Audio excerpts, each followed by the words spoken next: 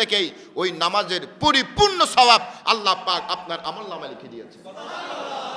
কথা কি বুঝছেন? অর্থাৎ শুধু নিয়ত করছেন যে আমি জোহরের নামাজটা পড়তে বের হলাম, আবার জামাত পান না পান কোনো সমস্যা। কিছু ফরজ আছে। এক নাম্বার, মুখমণ্ডল ধোয়া। আপনি এমনভাবে মুখমণ্ডল ধুতে হবে, একটা শুকনো কেশ কিংবা যদি দাড়ি কিংবা মোষ শুকনো থাকে আপনার অজুর ফরজ আদায় হবে না। তো আপনাকে এক্ষেত্রে কি করতে হবে, ভালো করে খেয়াল করবেন যখন দু হাতে পানি দিবেন। অনেক সময় হয় কি এমন যে এক হাতে পানি দেয়, এক হাতে পানি দিলে আপনার গোটা মুখমণ্ডলে পানি প্রবেশ করবে না। আপনি এক্ষেত্রে দু হাতে সুন্দর করে এমনভাবে পানি দিবেন যাতে আপনার যতটুকু ফরজ স্থান রয়েছে ওই অতটুকু ফরজ যাতে আদায় হয়ে যায়। বুঝা গেছে?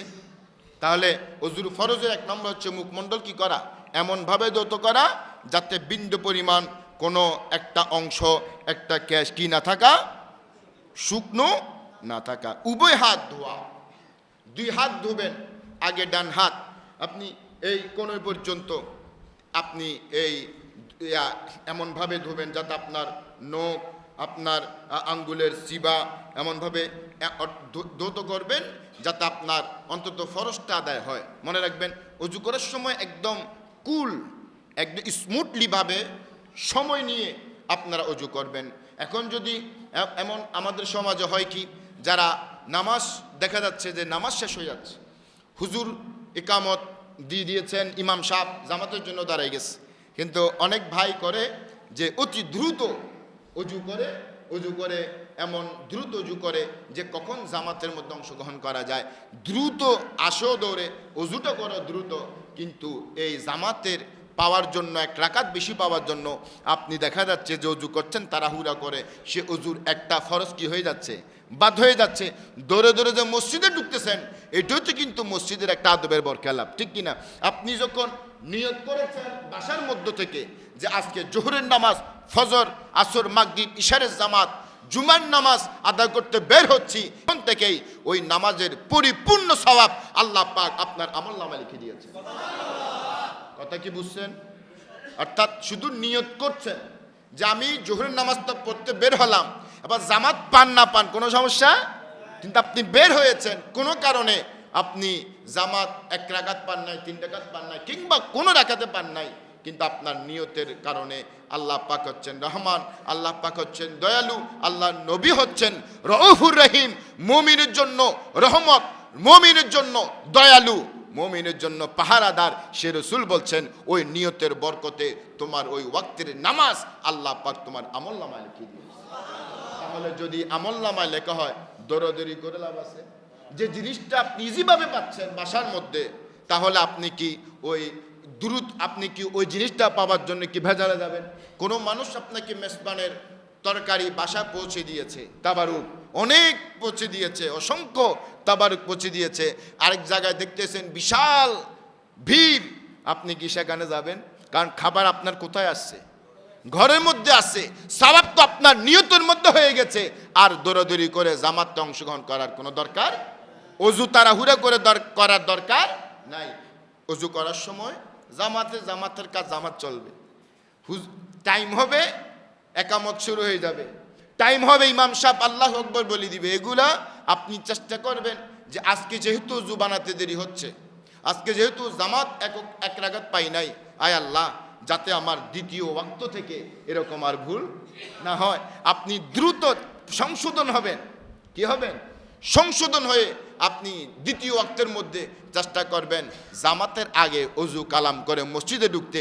এর মধ্যে যদি না হয় তৃতীয়বার চেষ্টা করবেন। এরকম চেষ্টা করতে যখন থাকবেন, রহমত পৌঁছাবেন কে? আপনার সময়, আপনাকে জামাতে অংশগ্রহণ করার দায়িত্ব হবে কার? আল্লাহ পাক আমাদেরকে অজু করার, সুন্দর করে সময় নিয়ে অজু করার তৌফিক দান করুন। তাহলে উভয় পা ধৌত করতে হবে, গিরা পর্যন্ত এমনভাবে ধৌত করবেন যাতে সুন্দর করে অন্তত একটা অংশ কি না থাকে, ভিজা না থাকে। যদি আপনি বেশি ময়লা হয়, আপনি অতিরিক্ত পানি দিয়ে আপনি আপনার পাকে আপনি ধৌত করবেন। এ হচ্ছে 3টা ফরজ। মাথার 1/4 মাসে করা, মাথা 4 ভাগের 1 ভাগ, মাথা 4 ভাগের 1 ভাগ মাসে করা হচ্ছে ফরজ। যদি আপনি এক ভাগ মাসে করেন, ফরজ আদায় হলেও আপনার নামাজ কি হয়ে যাবে? অজু হয়ে। এবার আসেন অজুর মুস্তাহাব, যেগুলা করলে সওয়াব এবং যেগুলা না করলে কোনো কি নাই, গুনাহ নাই। যেমন প্রতিটি অঙ্গের ক্ষেত্রে ডান দিক থেকে প্রাধান্য দেওয়া। আপনি যখন অজু করবেন, আপনি কোন দিক থেকে শুরু করবেন? কেউ যদি ভুলে বাম হাতে করে, কিন্তু গুনাহ হবে? অজু কি ভেঙে যাবে? বলেন, ভেঙে যাবে না? এটা মুস্তাহাব। তবে চেষ্টা করবেন, প্রকৃত মুমিন যারা, প্রকৃত বিশ্বাসী যারা, এরা নবীর একটা সুন্নত, একটা মুস্তাহাব কি করে না, বা দেয় না। সুতরাং মুসলমানদের সিস্টেমটা হচ্ছে ডান দিকে। কোন দিক দিয়ে? ডান দিক দিয়ে। তো সুতরাং চেষ্টা করবেন ডান হাতের দিক থেকে প্রাধান্য দেওয়া, অজুর সময় অন্যের সহযোগিতা না নেওয়া। কেউ আপনাকে কল সিবি দিচ্ছে, কেউ পানি এনে দিচ্ছে, এটা না করা মুস্তাহাব। অন্যর সহযোগিতা নেওয়া যাবে না। কেউ যদি করে কোনো সমস্যা, আমার উস্তাদ, আপনার উস্তাদ, আপনার বাবা অজু করবে, আমি যদি পানি এনে দিই, কি গুনাহ হবে? এটা হচ্ছে মুস্তাহাব। তবে চেষ্টা করতে হবে অজুর ক্ষেত্রে কারো কি না নেওয়া, সাহায্য না নেওয়া। এরপরে পানি অপচয় না করা, এটা আপনারা জানেন। অপচয় যতটুক দরকার ততটুক করবেন, ঠিক কি না? আপনার পায়ে অনেক ময়লা, 3 বার না 10 বার দিলে কোনো সমস্যা আছে? কারণ যতক্ষণ আপনার অপবিত্রতা, নাজাসাত দূর না হয়, ততক্ষণ আপনি কি ঢালতে হবে? পানি ঢালতে হবে। দরকার যতটুক ততটুক করতে হবে। আপনি গোসল করতে গেলেন, আপনার স্বাভাবিক দুই বালতি বা 3 বালতির মধ্যে গোসল হয়ে যায়, কিন্তু আপনি জমিন থেকে উঠছেন, ক্ষেত থেকে উঠে আসছেন, আপনি কিংবা ইটভাটা কাজ করে আসছেন, আপনি সিমেন্টের কারখানাতে কাজ করে আসছেন, আপনার সেখানে 2 বালতি কাম হবে না, সেখানে 5 বালতি লাগলেও 10 বালতি লাগলেও আপনাকে পরিষ্কার করতে হবে, ঠিক কিনা? এটাকে অপচয় বলার কোনো সুযোগ? অপচয় হচ্ছে মানে কোনো দরকার নাই, শুধু ঢালতেই আছেন, পরিষ্কার হয়ে গেছে, পানি ছেড়ে দিছেন, ছেড়ে চলে গেছেন, এটা হচ্ছে অপচয়। নিজের প্রয়োজনে ব্যবহার করা, অন্যর প্রয়োজনে 1 ডাম নয় 100 ডাম দিয়ে দেওয়া, এটা অপচয় বলে না, এটা হচ্ছে ভালোবাসা, এটা হচ্ছে ইমানের একটি অংশ, ঠিক কিনা বলেন? আল্লাহ পাক আমাদেরকে এই কথাগুলো মানার তৌফিক দান করুক। এবার অজু কি কি করলে অজু মাকরু হয়? চেহারায় জোরে পানি দিলে অজু মাকরু হয়ে যায়। জোরে জোরে মারা যাবে না, জোরে জোরে কেউ যদি মারে, এটা হচ্ছে মাকরু। এটা কিন্তু অজু ভঙ্গের কোনো কারণ না। মাকরু চেষ্টা করবেন আমরা মাকরুগুলোকে কি করতে, একটু একটু বর্জন করতে। কারণ মাকরু বেশি বেশি করতে করতে মাকরুগুলো হারাম হয়ে যায়। কি হয়ে যায়? হারাম হয়ে যায়। তো এক্ষেত্রে জোরে জোরে পানি না, সুন্দর মিডিয়াম করে, একদম একদম স্লো না, একদম আস্তে আস্তে আদর করে পানি দিবেন, এরকমও না, মধ্যম পন্থা। বেশি জোরও হবে না, বেশি স্লো হবে না। অক্ষমতা ছাড়া বাম হাতে কুলি করা ও নাকে পানি দেওয়া, আপনার কোনো সমস্যা নাই। আপনি এই যদি কোনো সমস্যা থাকে, তাহলে আপনি ডান হাতে করতে পারবেন। আপনি যেহেতু বাম হাত আছে, তাহলে আপনি নাকে কোন হাত ঢুকাবেন? বাম হাত ঢুকাবেন। এভাবে ঘুমানো অজু। এখন আমরা দেখব যে ডান হাতে নাক পরিষ্কার করা 3 বার নতুন নতুন পানি দ্বারা মাসে করা। আপনি যখন মাথা মাসে করবেন, 1 বার মাসে করা ফরজ, 3 বার মাসে করা সুন্নাত। 3 বার মাসে করা কি? 3 বার যখন করবেন ফরজ তো আদায় হবে, আপনার সুন্নত তো 3 বারে। 1 বার পানি নিয়ে যদি 3 বার করেন, এটা এটা করা থেকে 3 বারে আপনি পানি দিয়ে নতুন নতুন পানি করে আপনি কি করবেন? আপনি মাসে করবেন। যেসব কারণে অজু ভেঙে যায়, পেশাব পায়খানা রাস্তা দিয়ে কোনো কিছু বের হলে আপনার অজু ভেঙে যাবে। বমি করলে অজু ভেঙে যাবে। বমি করলে কি হয়ে যাবে? আপনার বমি আসছে, আপনার অজু শেষ। ঘুমানো, আপনি ঘুমাচ্ছেন, হেলান দিয়ে হোক ঘুম চলে আসছে, আপনার অজু কি হয়ে যাবে? ভেঙে যাবে। পাগল মাতাল বেহুশ হওয়া, আপনি বেহুশ হয়ে গেছেন, হঠাৎ মাথা ঘুরে পড়ে গেছেন, প্রেশার উঠছে, আপনি কিন্তু অজু অবস্থায় কিন্তু আপনার অজু কি হয়ে যাবে? আপনি অজু ভেঙে যায়। তবে যদি ওই অবস্থায় মারা যান, তাহলে শরীয়তের মতো আপনি অজু অবস্থায় কি হলেন? মারা গেলেন। অজু অবস্থায় কি হলেন? মারা গেলেন। নামাজে উচ্চস্বরে হেসে ফেলা, অনেকে নামাজে এই উচ্চস্বরে হাসে। মুস্কি, যদি কোনো রকম একটা ঘটনা দেখতেছেন বা কিছু বলতেছে, আপনি মুস্কি হাসলেন, এটা অজু কি হবে না? ভঙ্গ হবে না। কিন্তু জোরে জোরে হাসলে আপনার অজু ভেঙে যাবে। পুরুষ মহিলা কাপড় ছাড়া পরস্পর মিলিত হওয়া, আপনার অজু ভেঙে যাবে। গোসলের ফরজসমূহ ভালোভাবে কুলি করতে হবে, নাকি পানি দিতে হবে, পুরো শরীর ধৌত করতে হবে। গোসলের 3টা ফরজ, আবারও বলছি যে না কেমনভাবে পানি দিবেন, নাকের শুকনো জায়গা যাতে ওই শুকনো জায়গা পর্যন্ত পানি কি হয়, পৌঁছতে পারে। এমনি কোনো রকম 2-3 বার মারি দিলেন এরকম না, একদম আঙ্গুল দিয়ে ভিতরে আপনার ওই শুকনো জায়গা বিছতে হবে এবং আপনার কুলি করতে হবে, গড়গড়া গড়গড়া করে কুলি করতে হবে এবং গোটা শরীর এমনভাবে আপনি দ্রুত করবেন যাতে একটা কেশ একটা লোম পর্যন্ত কি না হয়, আপনার শুকনো না থাকে। আল্লাহ পাক অন্তত জুড়ে কথাগুলো আল্লাহ আমাদেরকে মানার তৌফিক দান করুক, আমিন। সালাতুন ইয়া রাসূলুল্লাহ আলাইকুম,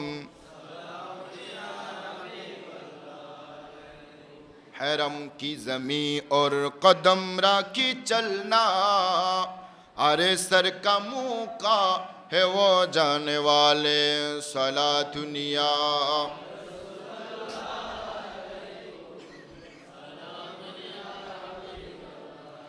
तू जिंदा है वल्लाह, तू जिंदा है वल्लाह, मेरे चश्मे आलम से चुभे जाने वाले, सला दुनिया